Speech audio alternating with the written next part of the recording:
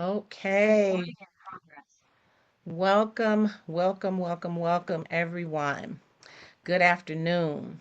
On behalf of the National Federation of Democratic Women, our national president, Lovey West, our advisor, fourth Vice President, Talise Turner, my co chair, Barbara Scott, all members of the Political Education and Training Committee, I am Dr. Deborah Williams, your co chair, and welcome. A few housekeeping tasks. Please sign into the chat with your name, your club, and your state. Please keep your phones on mute, and you may ask questions in the chat or by raising your electronic hand. Our facilitator today is Daphne Sykes. Daphne Sykes is the Director of Human Resources at Broadcast Music Incorporated and operates as Chief Executive of People Operations of DVG Solutions Unlimited, with more than 30 years of business management experience across a myriad of businesses. Specializing in human resources, Daphne has used her expertise to partner with company executives to develop leadership skills, team building programs, and to design and administer performance management training programs with such prominent organizations as Deloitte, Nissan, State of Tennessee, as well as working with many small businesses to help develop their organization and to promote loyalty. She attended Dillard University, Colorado Technical University, and Chicago School of Professional Psychology, earning with honors Bachelor of Science degrees in Business Administration and Human Resources and a master's degree in Industrial Organization Psychology with an emphasis on organizational effectiveness. Daphne enjoys the challenge of making people better than they were when they first entered her presence. Her goal in life is to leave a positive imprint on the lives and businesses that she crosses. In doing so, her desire is to sow into the learning institutions and improve their enrollment numbers, primarily with HBCUs, but not exclusively. She is a dedicated wife to her husband of more than 23 years, a devoted mother of six, four girls, two boys, and is a loving grandmother of three beautiful granddaughters and two handsome grandsons. Please welcome our facilitator today, Daphne Sykes. Welcome, That Daphne. that was such a great introduction. I tell you, that will work for my funeral. I don't plan to use it anytime soon, though. That is not my plan. So we're going to get right into this. This is a lot of information. I am honored to have been asked to do this, and I saw, some familiar names. Miss Talise, so good to see you. I understand you've had some situations going on, but it's good to see you again, even though it's on here. Hopefully, we'll see you again in person soon. So, what I'm going to do, I'm going to go ahead and get into this. And I really hope you guys get a lot of information out of this. I did ask Dr. Williams, just what some of the things that she wanted me to go over and talk about with you guys. Y'all got a laundry list, but it's a good one. And I'm just going to let you all know I'm the type of facilitator. I like interaction, so feel free to come off and ask questions or whatever. I do have a couple of Q&A sessions, but feel free to speak out anytime you get ready. So I will go ahead and share my screen so we can get started. All right, so today we're going to be talking about the joy and privilege of leadership for women, empowering female leaders in the private sector and political arena. So, we will be talking about championing diversity and strength in leadership roles because it is important for that. As women, we are looked over, but y'all know we are the foundation for everything these men have done. So just know that we own that. So, a little bit we'll talk about is understanding the joy and privilege of leadership for women, Female leadership in the private sector, inspiring examples of that. Female leadership in the political arena, trailblazers and change makers, and harnessing the joy and privilege of leadership for the future. So we need all of this so that we'll know how to move forward to be the leaders that we have been dedicated to be our entire lives. So we're going to get started with defining leadership joys and privileges for women. So it starts with fulfillment and mentorship. This is undersold and underappreciated. Mentorship goes a long way, and women leaders have been the ones who embraced mentorship, I think, a little bit more than men because it really speaks to fostering growth and empowerment within the communities. And I think a lot of times women embrace it a little bit more because it's a little maternal for us, whether or not we have actually had our own children. It's a little maternal that we naturally kind of include people or embrace people and want to help people learn and be better. So at least it's like that for me. Driving social change, women are known to do that. We've been known to do that down through the ages. We'll get a little bit more into that collaborative leadership style. Women leaders, and I know this is the kind of leader I am. I am very collaborative for the people who report to me. I always want their input because I think everybody is valued. And I look at Maslow's hierarchy and I just think about the need. It's important for people to feel like what they've said, what they think, what they desire is valuable. And you stand on your own, and there are needs there that need to be met. So I'm very collaborative. My way is not the only way. It's a way, but it's not the only way. So I like to collaborate with people and get your ideas going. So women leaders in a unique perspective women bring to leadership roles and challenges that we face. One of the things is gender stereotypes. No matter what your choice is, we're going to face those gender stereotypes, work life balance pressures, and underrepresentation in senior roles. Um, in my career, I've had to fight and fight. I've been told, by several, and I sit back and I look and I'm like, why are the guys just handed stuff? They're just handed things and then told, I've watched it for so many years. They're given a role and then said, we're going to let you learn how to do it. But as women, we have to go in there already having done it already for at least a year just for them to decide to say, okay, I guess we can give you that promotion. We can promote you to that. So that's one of the big challenges that we face. And because of that, we are very underrepresented in leadership. Women only hold 26% of executive positions, despite nearly half of the world being female, the workforce. Women do bring a heightened emotional intelligence and empathy to being inclusive and supportive in workplace cultures. That's just natural. I think that's innate. That's just something that we do.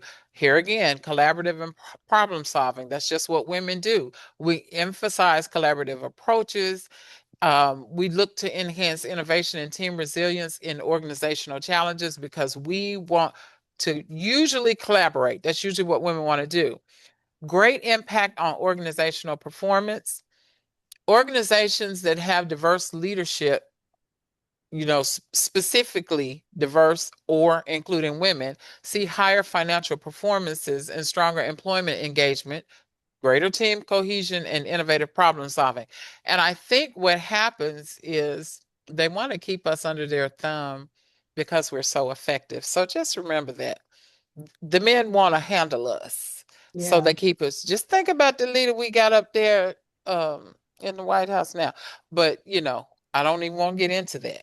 But they want to handle us. They really want to handle the women. So this is how they do it, by minimizing giving us leadership opportunities and leadership roles. Another thing that we face, and this is all leaders, but particularly women, we have challenges with leading difficult people. And that in and of itself is a whole module to how to lead difficult people. But I just wanted to give you a high level. Here are some things that you can do to lead challenging personalities. You can demonstrate active listening, um, so that you can understand underlying concerns and motivations for difficult personalities. And this works to build trust and facilitates resolution. I can attest to this. This is what I do every day on that job at BMI. Um, it is important to have that active listening turned on. Clear expectations and boundaries. You have to set those expectations. You have to set the boundaries to help guide the behavior and prevent misunderstandings. Because if you don't set the boundaries, trust me, they're going to walk over you. But you gotta be clear with it, and it makes the challenging personalities easier to manage when you have created the boundary for them. Open communication. So, fostering open communication allows issues to be addressed early, promotes cooperation, and turns challenges into growth opportunities. Open communication is everything. My dad, God rest his soul, used to tell me that there was one area in life that we never would perfect, and that was communication. And he said, the time that you perfect it is the time that you die because you can't communicate anymore. So until then, there's always an opportunity to perfect communication, continue with the growth and openness of communication. So, one of the things I want to do is talk about overcoming stereotypes and celebrating achievements. So one of the big things that particularly Black women or women of color, we have a lot of bias that we have to overcome, and it's double for Black women. And I'm here to tell you, it's happened. I've watched it with women, period. It's hard. Bias is hard. But with Black women, it's double down. And you can overcome it by being intentional about being resilient and strategically networking. And with the networking piece, a lot of people don't understand networking is really being able to reach outside of your comfort zone, being able to touch people outside of your normal circle, being able to go into rooms that you normally wouldn't go into, to announce yourself and let them know, hey, I'm an asset. Come talk to me. Landmark achievements, significant milestones, including CEO roles, political leadership, and policy influence. These are things that women have overcome stereotypes and have done. Positive representation. It shifts perception and opens pathways to future generation. Going back to that mentorship. So I want you guys to think about that when we're talking a little bit later. Boosting engagement for loyalty. Engagement was another thing that I understand is a challenge with this organization, as it is with a lot of organizations. So one of the things, here are a few things that we can do, just high level, that we can do to boost engagement, and that's transparent communication. Open and honest conversation actually builds trust and strengthens communications and connections within organizations and political groups. So if you are an honest person or you have honest conversation, that goes a long way in opening doors for transparency and improving engagement for loyalty. Recognition and growth. Acknowledge achievements. Offer growth opportunities. Encourage sustained commitment and motivation. Always acknowledge what somebody is doing. Um, there was a song when I was growing up, I used to hear them sing at church at funerals. And I don't know why it was always at a funeral. I heard it, but it was "Give Me My Flowers While I Live." And I'm like, they're dead. I was a little girl. And I'm thinking, why are they singing it now? But you want to give people their flowers while they're living so they can smell the roses, let them know what they're doing well. So always acknowledge their achievement. Hey, you did that. You did a great job. You did excellent. Inclusive and empowering environment, valuing feedback. This is part of engagement, boosting engagement. You have to value feedback and encourage participation and help individuals feel ownership. Because if they feel like they're a part of it, they're going to pour into it. They are going to do what needs to be done. So we are now at our first breakout session. We have gone through, look at this. We're flowing through here. We Gina have, Gina yes, had a ma'am. question. She had her hand up. Gina. Okay. No, I was just saying that your screen had gotten dark, Daphne.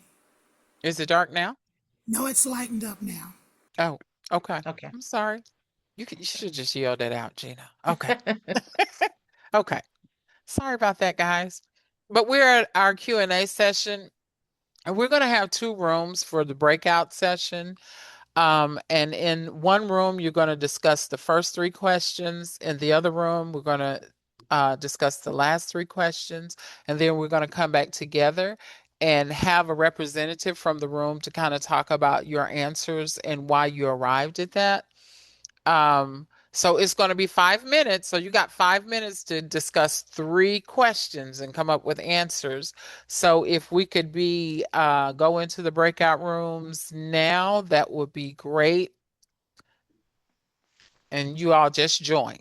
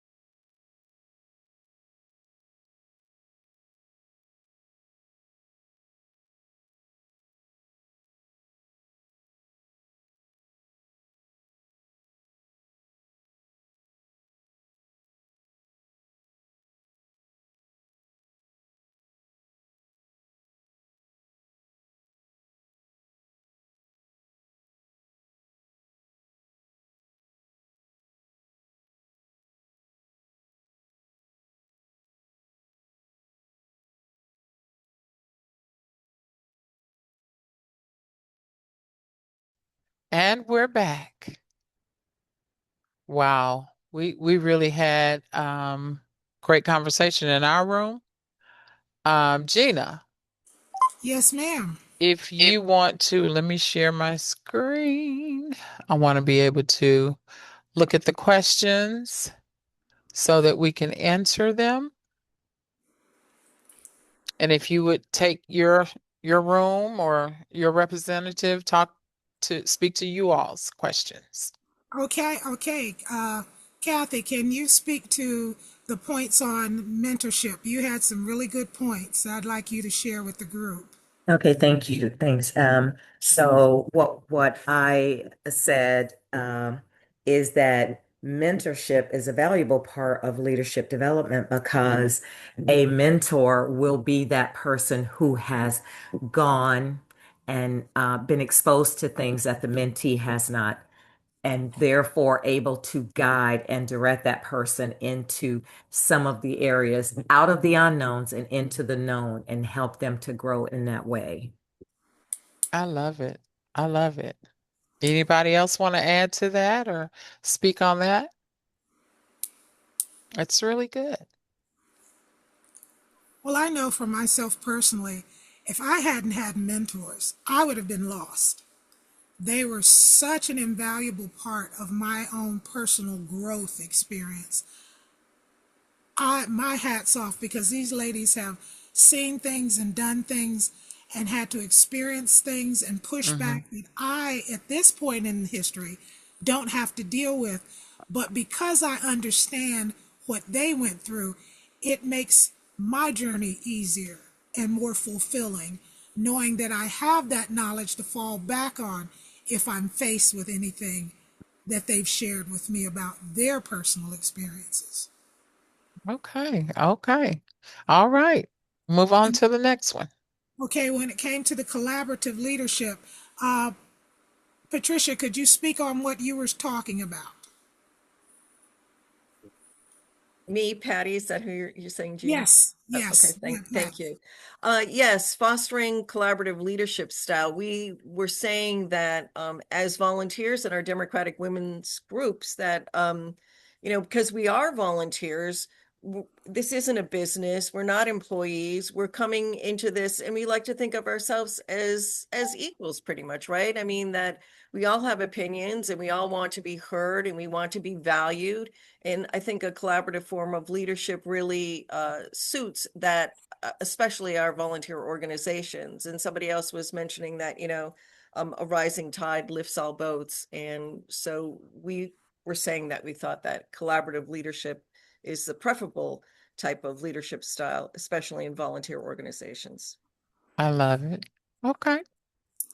And with regard to question three, I got booted out of the room for some reason, so I will just go ahead and give my thoughts on why women continue to face prejudices and misogyny and exclusion. And it goes back to what you said during your initial presentation. It's fear. It's that fear factor.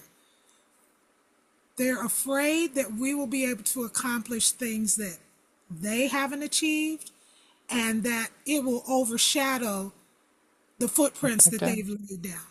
And I really feel that that is just bottom line what it is. It's all about fear of being eclipsed because Hmm. women are such effective leaders.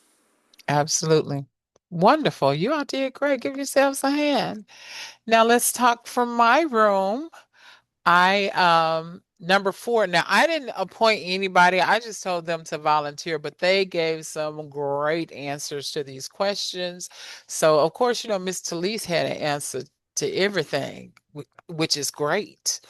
And I would love for her to be able to share some of her things, but I want her to share on number five. Can someone share on number four from my room about being an effective leader if you're not willing to listen to the ideas, thoughts, and recommendations from other members? Anybody? Okay, Um, Miss. Okay, come on, Miss Starks. okay. I just feel like you can't be an effective leader if you're unwilling to listen because you're not open to Mm-hmm. others. and their ideas. And so therefore, it's only just you. And other people have leadership roles as well. And they can be effective if we listen. We learn how to listen to others, and you just can't be effective, you won't promote, uh, you won't grow if you're not willing to listen. That's right. And the best leaders are followers, good followers, to be honest. You have to know how to follow in order to lead because you have to know what it takes. And you can't have that position of I know what's best to be the stance that's taken by a leader because you don't have all the answers. It doesn't compel innovation. It doesn't do anything because I have been in rooms and in meetings where there have been overshadowers. And I know people that had great ideas in the room, and I didn't say nothing because it was a few just kept talking and they had all the answers, they had all the ideas, and I would listen to people give an idea and it gets shot down because it wasn't the leader's idea. And I said, well, we're not going to get very far in this one. So thank you so much, Miss Hattie, for that one.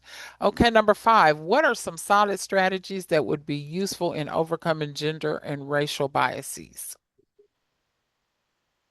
I did call on Miss Talise, but anybody can speak on it. Well, I'll jump in then. I was One going to say Dr. strategy. Williams. Well, I'd like to actually comment on the other question, if I Sure, can, if I might. sure. Also, if you're not listening to the people that are in your organization or in your Hmm. group, then when it's time to start to execute the plan, then it's just you. You don't have Hmm. buy-in from the people who you need to have buy-in from. It's Hmm. like, being the leader of a marching band and turning around and there's nobody in the band. You Hmm. need to have the whole team of trumpet players, drummers, and everybody in order to Right. execute. So I just wanted to throw that in too. You'll end up a party of one, and then you can't execute your plan. One Miss Talise solid. had her hand up. Did you want to Oh, speak okay. on that a little bit, Miss Talise? No, I was trying to put my clap hand up for Dr. Oh, Williams. okay. One strategy that I mentioned in the meeting is it's almost like a game of Survivor, where we sometimes have to create our own backdoor alliances with other Hmm. people that are in that room, so that when you come into that room, you're not the sole voice, that you've already Hmm. created a team of other people that have agreed to step in and voice support for you in that setting. That can be very effective because otherwise you feel like the lone voice in there. But I do oftentimes go behind the scenes when it's necessary, create other alliances so that when we come in, you're not coming in from a position of weakness. That's That's my. right. That's right. And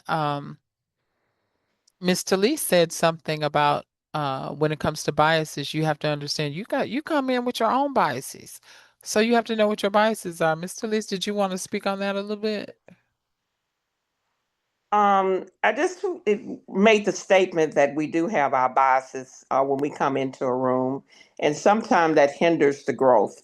And we just need to be aware that we need to know exactly how we feel about things, and how we possibly may think things are going to go because of those biases. Um, uh, and I'm not taking away that there are biases that are there that will hinder us from being the best that we can be, but we also have to be aware that on the other end that we have some biases also. That's true. um, I love your training that you give us to interject into some of the things that we have not even thought about or interjected into when we go into these different rooms and when we go into these different committees. And sometimes we're very confused about why this didn't happen, or if we don't have all of this buy-in and cooperation from so many people that we thought felt the same way. But I just encourage people, don't get discouraged because of what's happening around when it comes to different things. continue to do what you feel like is best for your organization or your committee and move forward, because the end result is the job that was given to you to do. And so I think I'm off the subject, but I just wanted to encourage everyone that our biases and how we feel about when we come into a room sometimes hinders the outcomes. That's right. That's true. That is so true. Last and final question in this go round. Is there a direct correlation between member empowerment and member growth and how they are interrelated? There's a young lady that spoke on that in ours. She did such a great job. It was me. It was I bas you. Yes, it was me. I was saying that for me personally, empowerment didn't come without mentorship, but with that advice, those resources, those tools, and also that advocacy helps with the growth. Because as the other person stated, mentors have a lot of life experience that usually mentees don't have, and assisting them with things that they may be going through or will go through will help with growth in their own personal and professional journey. Love it, love it, love it. You all should give yourselves a hand. You've done a great job in that piece of it. That was amazing. So now we're going to shift gears, and I just kind of want to further encourage you by looking particularly at female leaders in the private sector and inspiring examples. Now, I know this is a political arena that we're in, but trust me, we're going to get there too. But I want to tell you about some things that some women did in the private sector.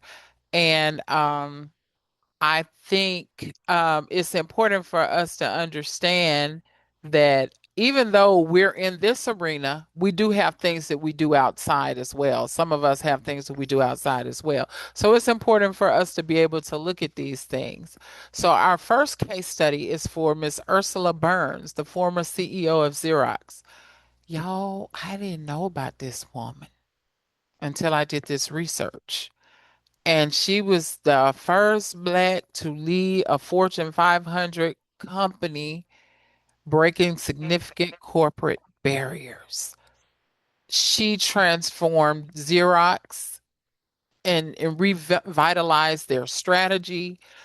And and I know she did not have a good easy road doing it, because look at her. It was not easy. She came in there with melons on her chest. So people gonna have a problem with that.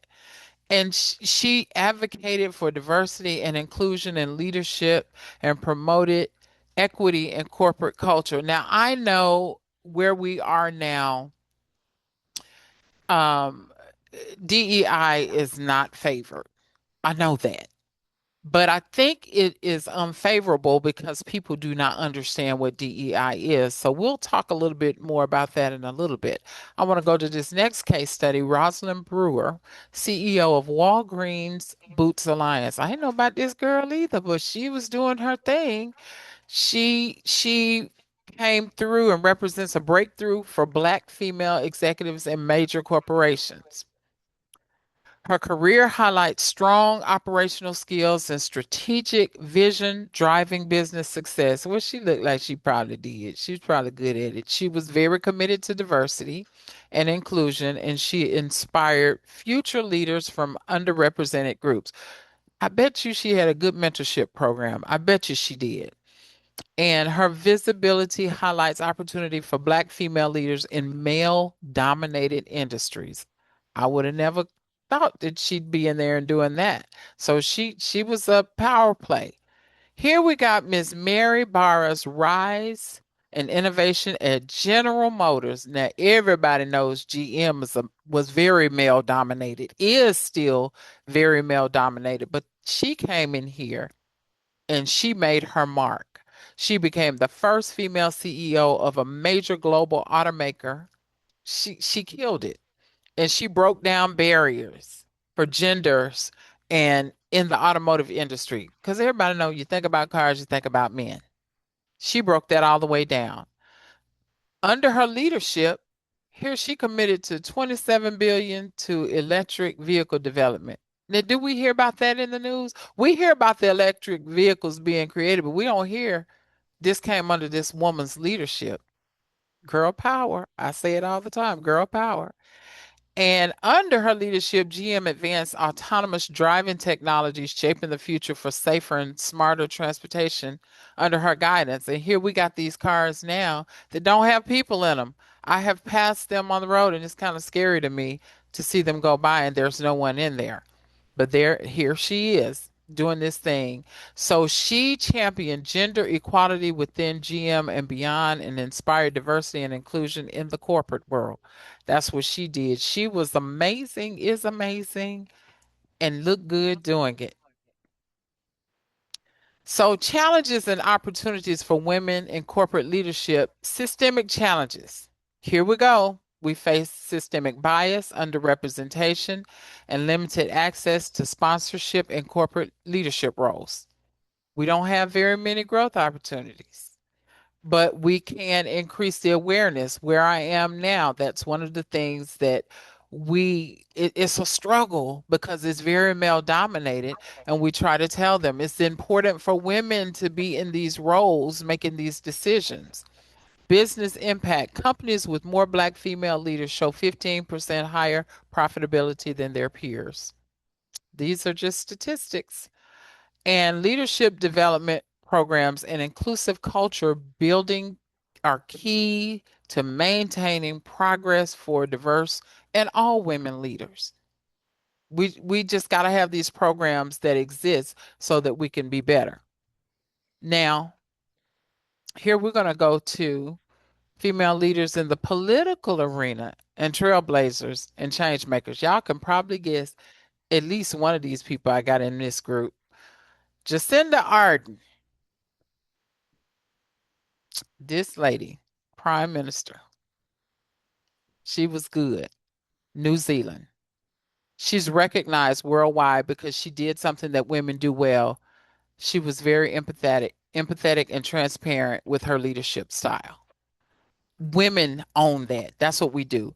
Her swift and compassionate response to Christchurch shootings and COVID-19 set new leadership standards. A woman did this, y'all. A woman did this. Y'all ought to be encouraged after this. Her governance balances firm decisions with social cohesion and promoting kindness and inclusion. This lady did this over in New Zealand, and that's amazing that she did this. Y'all surprised? Y'all surprised to see this one come up? What did she do? She was the first female diverse. I'm going to say diverse because she's mixed heritage, but she's the first female diverse vice president. And that was very historic. I was very proud to have voted for her. Very proud. Her career represents overcoming social and political barriers for minority women in leadership, and her influence on political engagement.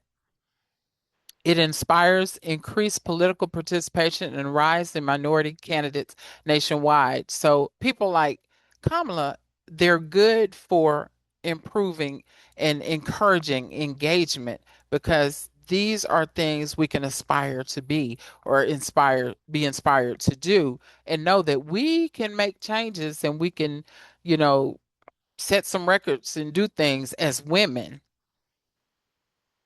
Angela Merkel, she was another one. She was the Chancellor of Germany. Who would have thought? She led Germany through significant crises like the 2008 financial crash and the migrant crisis with pragmatic steadiness. Her leadership style focused on consensus building, where we're talking about collaboration, and relied on scientific evidence for policy decisions. What they say women don't usually do, she did it. She did it. She relied on scientific evidence instead of, well, I feel. No, it's not about your feeling. It's about what does the number say. That's what we want to see. And her approach bolstered Germany's economic stability and strengthened its political influence in the European Union. So that's huge. I'm telling you, these people are doing things that I don't think I could ever step in these shoes and do. But my hat is off to these women making these changes. And who can not? This is one of my favorite ladies in the whole world, Stacey Abrams. She did her big one. She's still doing her big one. She advocated for voting rights there in Georgia, where it's, we're not going to talk about what it is down there in Georgia, but we know it's bad. Um, Her activism significantly increased voter turnout, especially among underrepresented communities in Georgia. In her leadership and political change, she exemplifies leadership, and she's amazing, and it drives systemic political change beyond traditional elected positions. It's women like this that got us on the map. It's women like this, and here we're dealing with a president now that wants to take away our opportunity, want to take away our rights, and do crazy, just crazy stuff like orange people think. I don't know. I don't know. I don't understand. But here's an example of someone who was amazing and just did wonderful things in the political arena. So, impact of women leaders on public policy and representation. Women have made amazing impact. Particularly diverse women play a crucial role in shaping healthcare policies that focus on equity and access for underserved communities, not just for the rich, not just for those who can afford it, but for those who are overlooked and underserved. Criminal justice reform impact. Their advocacy leads to reform in criminal justice that promote fairness and reduce systemic inequalities. Advancement in education policy. Diverse women leaders foster inclusive educational policies that improve outcomes for marginalized students. Legislative contribution. Research shows diverse female legislators introduce more bills focused on social equity and community service than their peers, than their male peers, really. They do more. They do more. So here we want to be sure to harness the joy and privilege of leadership for the future. So let's talk about some strategies for supporting and uplifting emerging female leaders. Hmm, who would have thought mentorship program? That's a way to be able to uplift emerging female leaders. And also succession planning. That's not just for corporate America, that's for every organization. Each one teach one. We need to be able to, and I have often said legacy is not in what you do, but it's what you leave. So you teach somebody to do something and you continue to live because that's your legacy. You have taught professionalism and different things in that. So mentorship programs, they boost leadership advancement by 70% and provide guidance and support for emerging female leaders. Leadership training, so important. Learn how to lead, sometimes in silence.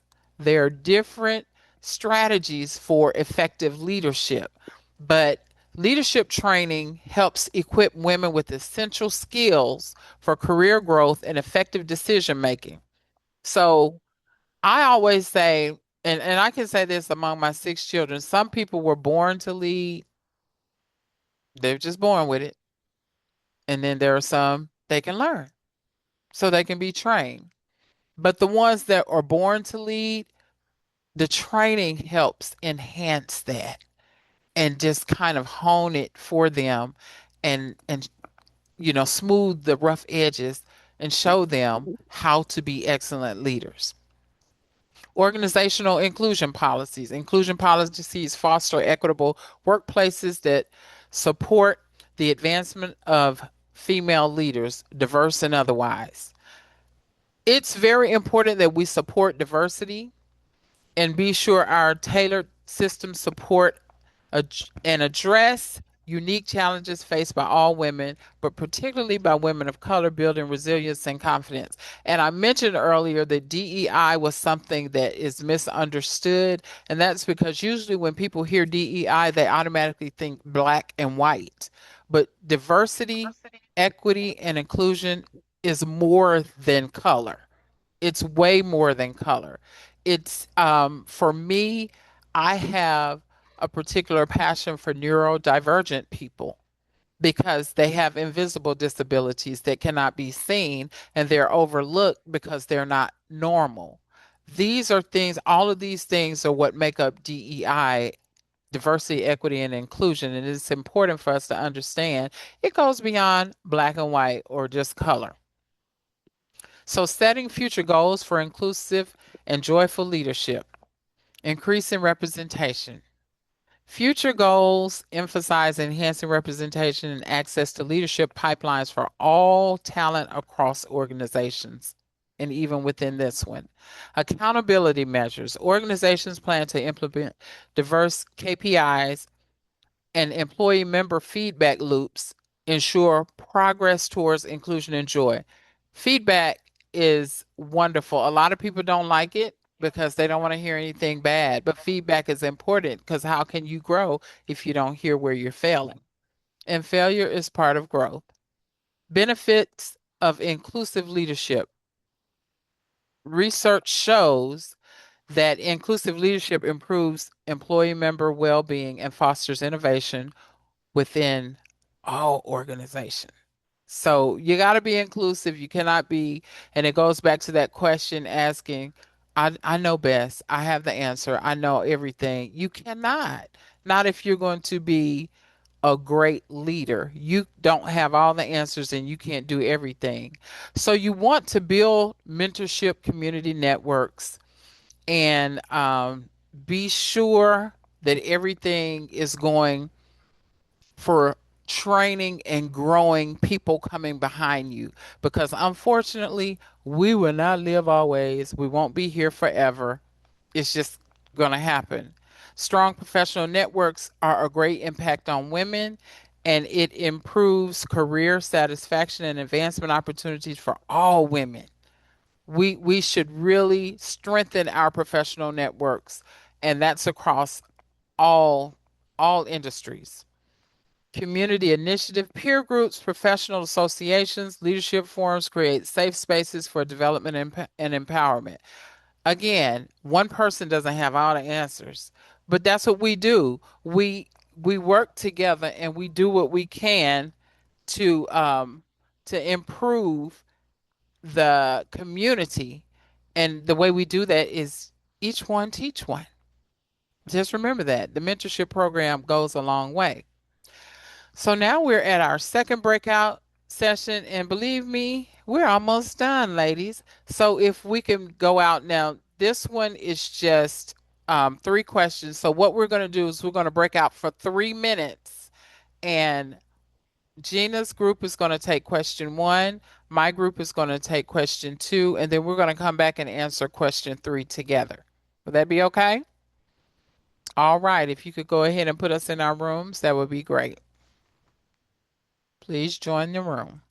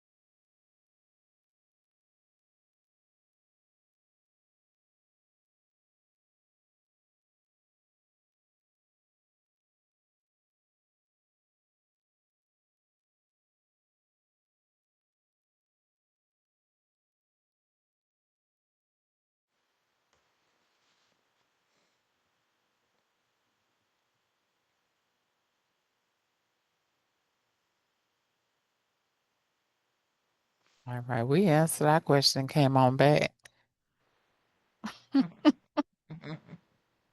So y'all can get a jump and look at number 3 and think about that, because we're going to just have an open discussion on that for about a good minute or two.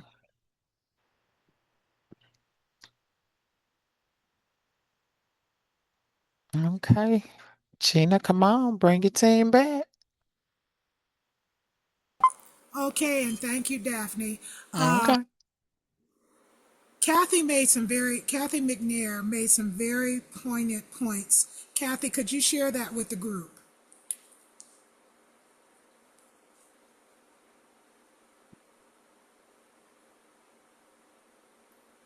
Kathy McNair. Is she back? Did we lose Kathy? Sorry, I was on mute. I was talking, but I was on mute. Sorry about Okay. that. Okay, Um, sweet. because of what we've been talking about in the presentation today as it relates to the hurdles that we have to overcome with respect to patriarchy, then it's important for us to set in motion the mentorship, facilitating succession planning in a way that we don't go backward, but that we use new strategies and new protocols to move into a futuristic thinking, not based on prejudice and not based on bias, and certainly not based on, these fake and phony gender roles, but really based on what really matters in the Mhm. marketplace, and that is your ability to contribute positively so that everybody can move forward into the future. Love it, love it, love it. Oh, that was very well said. All right, who wants to speak up for number 2?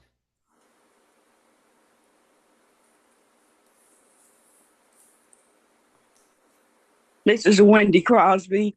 Mm-hmm. In the session, we talked about being open in your organization. You don't set any type of stigmas or for anyone with different race, color, even gender, because we don't want anyone to feel that they're not welcome. There are different people that are different, and they have great minds and great ideas. And your organization might be um, missing out on someone that is going to be a asset to your organization by not making those people feel welcome. Very well said. Very well said. And number 3, what are some strategies that can be used to strengthen the impact of women in leadership roles? And I want you all to come off your mics, just unmute your mics and just let's talk about this for a minute. What are some strategies that we can use to strengthen our impact in leadership roles? Anybody? Well, this is Gina. I know me personally, if someone is in leadership, I want to be able to empower her. Case in point, when fourth Vice President Turner was my state president, she will tell you I moved heck and high water to make sure that I supported her. Because as someone within the organization and her as our president, I felt it was my duty to support her.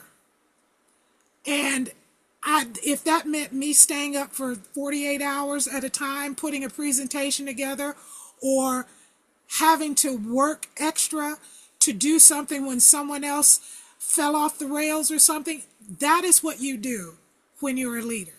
You empower those in leadership to lead. And Okay.